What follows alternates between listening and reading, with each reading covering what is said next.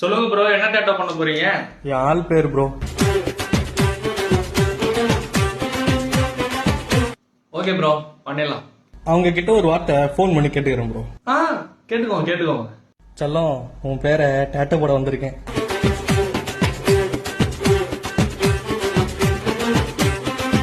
ஏன் டேட்டோ வேணாம் சொல்ற?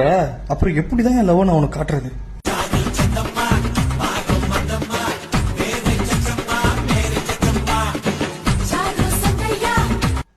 வலிக்குமாவா? எந்த ஒரு வலியுமே உனக்காக நான் தாங்கிப்பேன்டா.